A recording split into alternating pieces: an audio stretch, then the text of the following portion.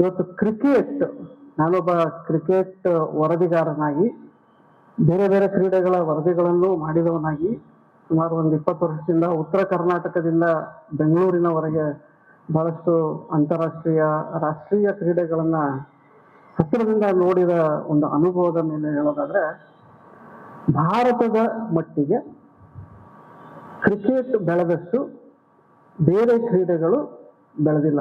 ಅದನ್ನ ನೀವು ಆರ್ಥಿಕವಾಗಿ ತಗೊಳ್ಳಿ, ಜನಪ್ರಿಯತೆಯ ಮಟ್ಟದಲ್ಲಿ ತಗೊಳ್ಳಿ, ಇನ್ನೊಂದು ಸಾಮಾಜಿಕವಾದ ಹವ್ಯಾಸವಾಗಿ ತಗೊಳ್ಳೋದಾದ್ರೆ, ಇವತ್ತು ಕೊನೆಯ ಪಕ್ಷ ನನ್ನ ಮಗ ಒಂದು RCBಯ ಒಂದು ಜರ್ಸಿನಾದ್ರೂ ಹಾಕೊಳ್ಳಿ, ನನ್ನ ಮಗಳು ಹಾಕೊಳ್ಳಿ ಅನ್ನೋ ಒಂದು ಮೈಂಡ್ ಸೆಟ್ ಡೆವಲಪ್ ಮಾಡಿಬಿಟ್ಟಿದ್ದಾರೆ.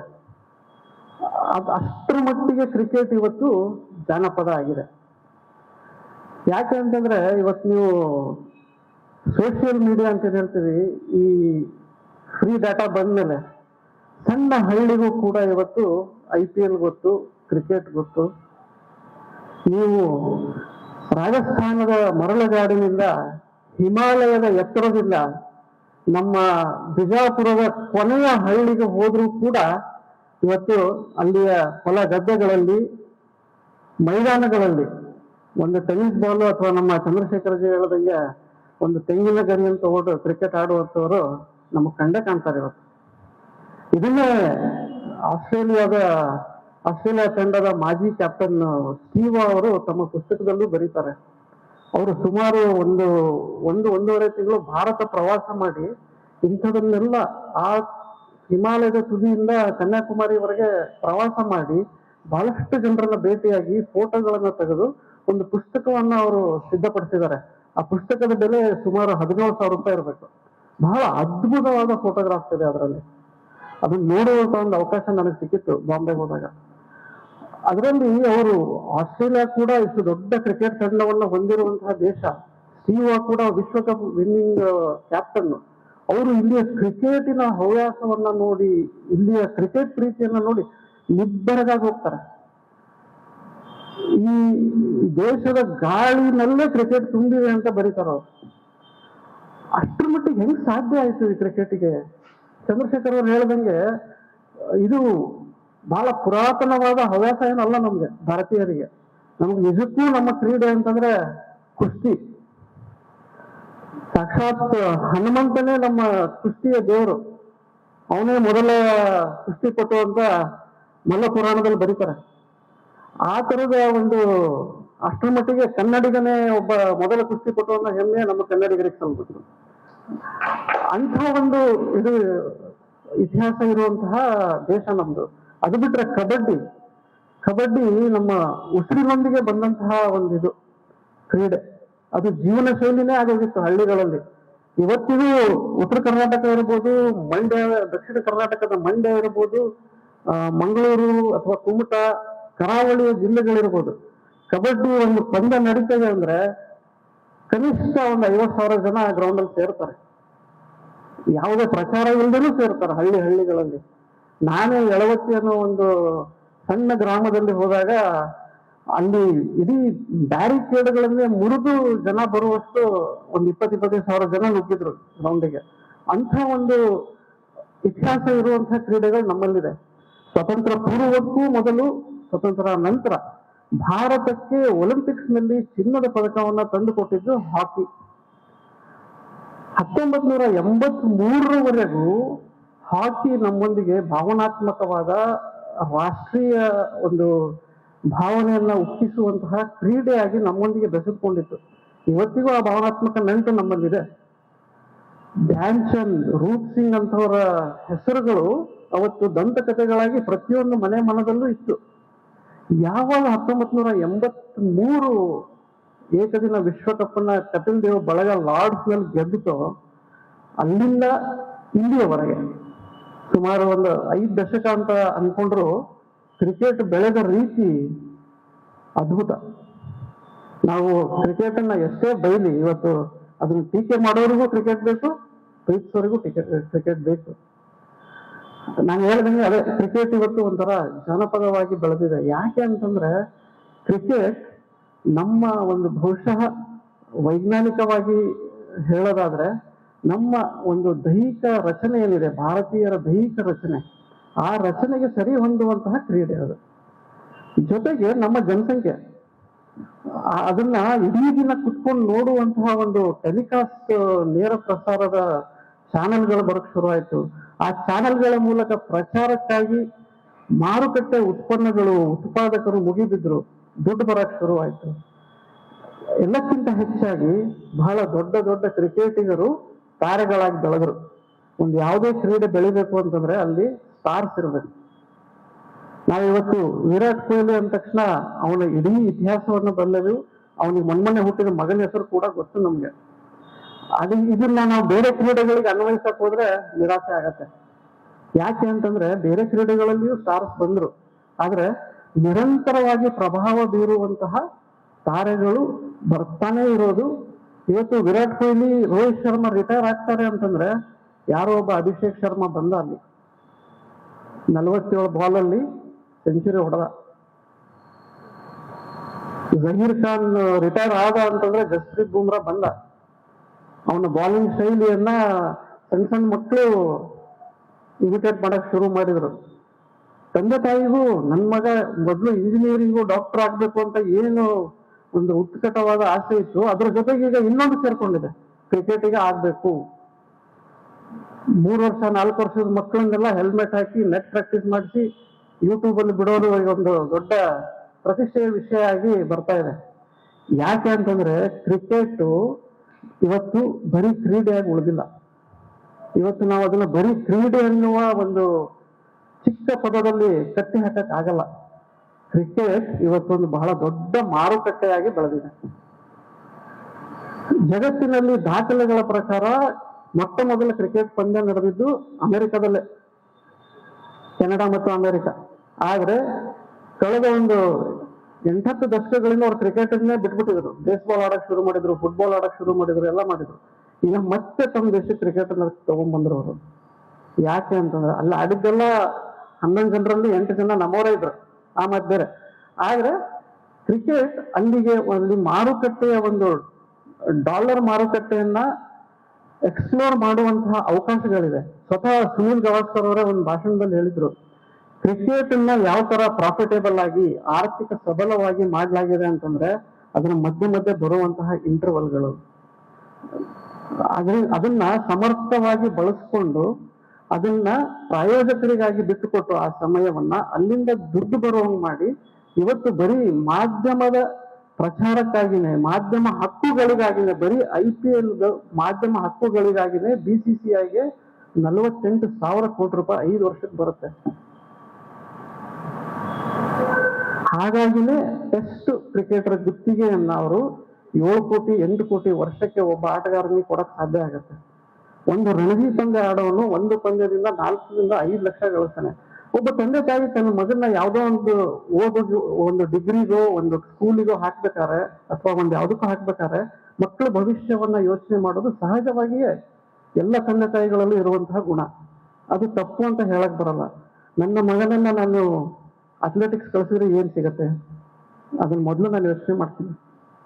ನನ್ನ ಮಗಳನ್ನ ಬ್ಯಾಡ್ಮಿಂಟನ್ ಆಡ್ಸಿದ್ರೆ ಏನ್ ಸಿಗತ್ತೆ, ನಾನು ಎಷ್ಟು ಖರ್ಚು ಮಾಡ್ಬೇಕಲ್ಲಿ, ಅವ್ರು ಸ್ಟಾರ್ ಆಗ್ಬೇಕು, ಸಿಂಧು ಆಗ್ಬೇಕು ಅಂದ್ರೆ ಅವ್ರ ಅಪ್ಪನ ಜೊತೆ ಮಾತಾಡಿದ್ರೆ ಗೊತ್ತಾಗತ್ತೆ. ಅವ್ರ ಅಪ್ಪ ಒಬ್ಬ ಸ್ಪೋರ್ಟ್ಸ್ ಮನ್ ಆಗಿನೇ ಎಷ್ಟು ಕಷ್ಟಪಟ್ರು ಅನ್ನೋದು ಅವ್ರ ಅಪ್ಪನ ಜೊತೆ ಮಾತಾಡಿದಾಗ ಗೊತ್ತಾಗತ್ತೆ.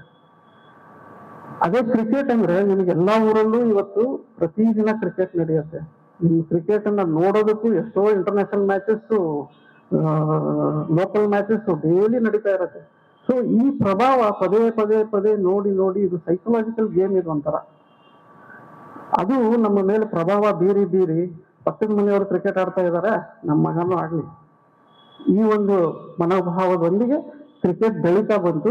ಆ ಬೆಳವಣಿಗೆಯನ್ನ ಬಹಳ ಸಮರ್ಥವಾಗಿ ಬಳಸ್ಕೊಂಡಂಥದ್ದು BCCI. ಅಲ್ಲಿ ಒಳಗಡೆಯ ರಾಜಕೀಯ ಏನೇ ಇರ್ಬೋದು, ಮಗದೊಂದು ಸ್ಪಾಟ್ ಫಿಕ್ಸಿಂಗು ಏನೇ ಇರ್ಬೋದು, ಬಟ್ ಆಟಗಾರರ ಆರ್ಥಿಕ ಮಟ್ಟವನ್ನ ಏರಿಸೋದ್ರಲ್ಲಿ ಜೊತೆಗೆ ಕ್ರೀಡೆಯನ್ನ ಬೆಳೆಸಿ ಅದರಿಂದ ಲಾಭ ಪಡೆಯೋದ್ರಲ್ಲಿ ಮಾಡ್ತಾ ಬಂದಂತಹ ಹಂತವಾಗಿ ಯೋಜನೆಗಳನ್ನ ಕ್ರಿಕೆಟ್ ಜನಕ ಅಂತ ಕರೆಯೋ ಇಂಗ್ಲೆಂಡ್ ಅನ್ನೇ ಮೀರಿ ಇವತ್ತು ಭಾರತ ನಿಂತ್ಕೊಂಡಿದೆ. ಆದ್ರೆ ಈ ಒಂದು ಭರಾಟೆನಲ್ಲಿ ನಮ್ಮ ಭಾರತೀಯರು ಈ ಸಬ್ಜೆಕ್ಟ್ ಅಲ್ಲಿ ಬಹಳ ಚೆನ್ನಾಗಿ ಮೆನ್ಷನ್ ಮಾಡಿದ್ದಾರೆ. ಭಾರತೀಯರಿಗೆ ಯಾಕೆ ನಿರಾಸಕ್ತಿ ಬೇರೆ ಕ್ರೀಡೆಗಳ ಬಗ್ಗೆ? ಪ್ರಮುಖ ಕಾರಣ ಇದೆ. ಇವತ್ತು ಒಬ್ಬ ಕ್ರಿಕೆಟ್ ಆಡುವ ಹುಡುಗ ಆಟಗಾರನಾಗಿ ಸಫಲ ಆಗದೆ ಹೋದ್ರೆ ಅವನು ಒಬ್ಬ ಅಲ್ಲಿ ವಿಡಿಯೋ ಅನಲಿಸ್ಟ್ ಆಗಿನೋ, ಅಂಪೈರ್ ಆಗಿನೋ, ಮತ್ತೊಂದು ರೆಫ್ರಿ ಆಗಿನೋ ಬೇರೆ ಬೇರೆ ಅವೆನ್ಯೂಸ್ ನಲ್ಲಿ ಉದ್ಯೋಗಗಳನ್ನ ಕಂಡ್ಕೋಬಹುದು. ಅವನಿಗೆ ಒಂದು ಉಪಜೀವನದ ಹಾದಿಗಳನ್ನು ಕೂಡ ಈ ಕ್ರಿಕೆಟ್ ಇವತ್ತು ಓಪನ್ ಮಾಡಿದೆ. ಫ್ರಾಂಚೈಸಿ ಕ್ರಿಕೆಟ್ ಬಂದ ಮೇಲೆ ಸಾಕಷ್ಟು ದುಡ್ಡು ಬರ್ತಾ ಇರೋದ್ರಿಂದ ಬೇರೆ ಬೇರೆ ತಂಡಗಳಿಗೆ ಇವತ್ತು ನನ್ನ ಜರ್ನಲಿಸ್ಟಿಕ್ ಸಹೋದ್ಯೋಗಿಗಳೇ ಎಷ್ಟೋ ಜನ ಕಮ್ಯುನಿಕೇಶನ್ ಎಕ್ಸ್ಪರ್ಟ್ಸ್ ಆಗಿ, ಪಬ್ಲಿಕ್ ರಿಲೇಷನ್ ಆಫೀಸರ್ಸ್ ಆಗಿ ಆಟಗಾರರ ಜೊತೆ ಗುರುತಿಸ್ಕೊಂಡಿದ್ದಾರೆ, ಕೆಲಸಗಳನ್ನು ಮಾಡ್ತಾ ಇದ್ದಾರೆ. ಕ್ರಿಕೆಟಿನ ಗ್ಲಾಮರ್ ಒಂದು ಕಡೆ, ಉಪಜೀವನ ಮತ್ತೊಂದು ಕಡೆ.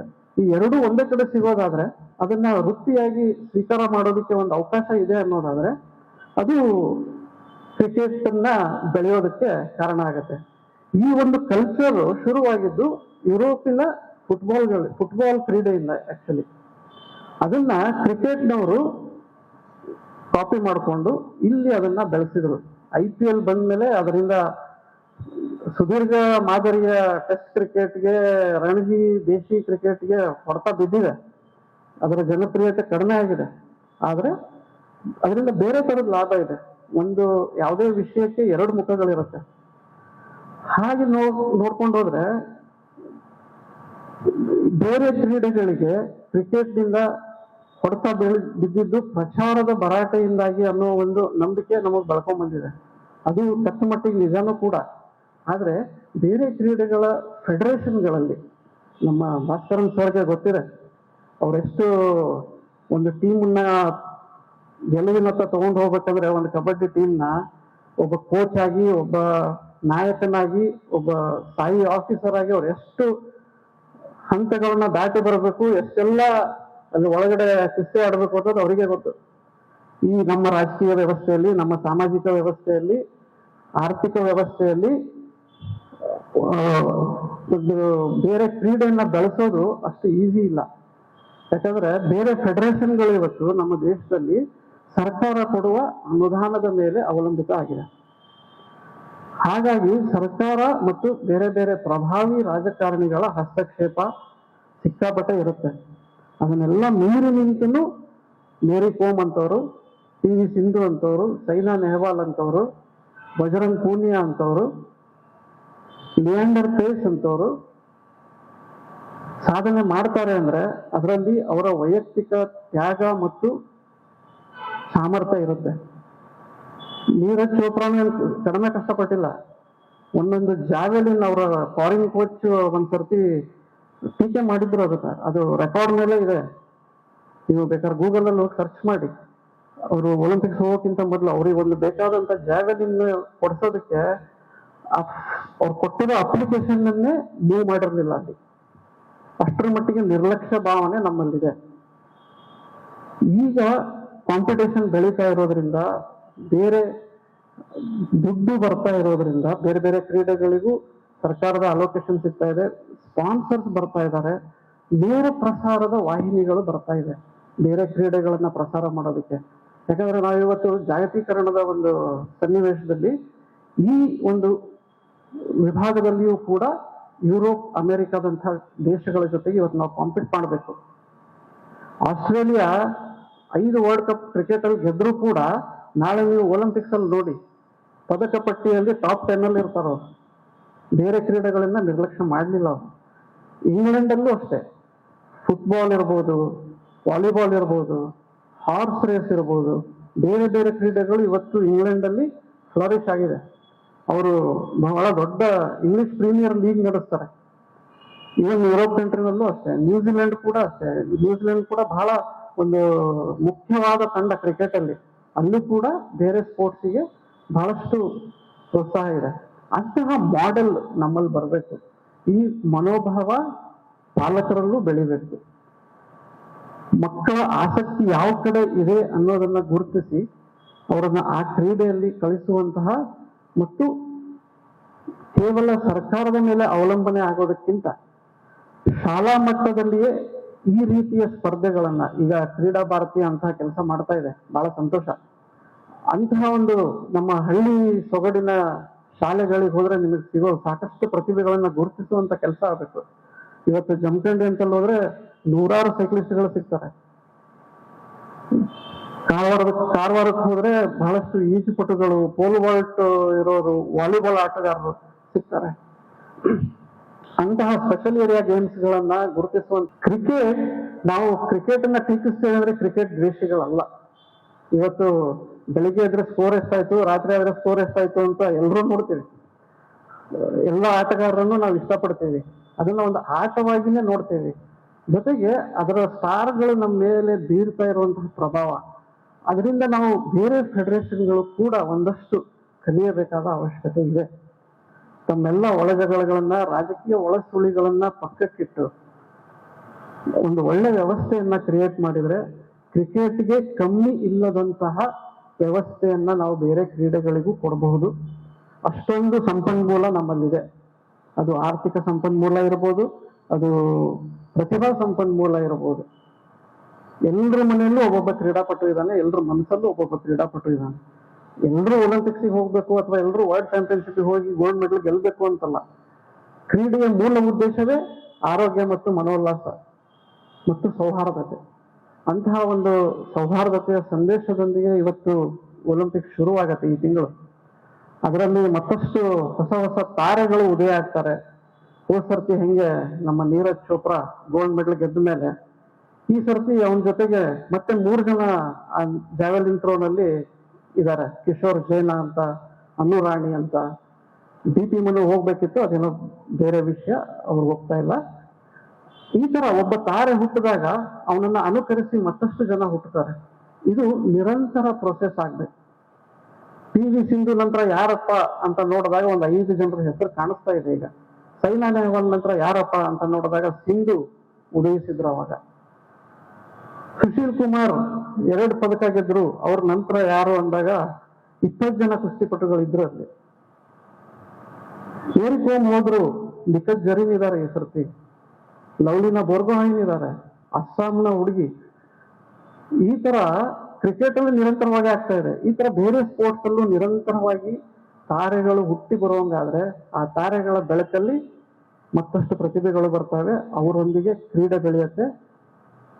ಕ್ರಿಕೆಟ್ನ ಮಟ್ಟಕ್ಕೆ ಅಥವಾ ಕ್ರಿಕೆಟ್ ಅನ್ನ ಮೀರಿ ಬೆಳೆಯುವಂತಹ ಸಾಮರ್ಥ್ಯ ಕಬಡ್ಡಿ ಸೇರಿದಂಗೆ ಎಲ್ಲ ಕ್ರೀಡೆಗಳಿಗೂ ಇದೆ.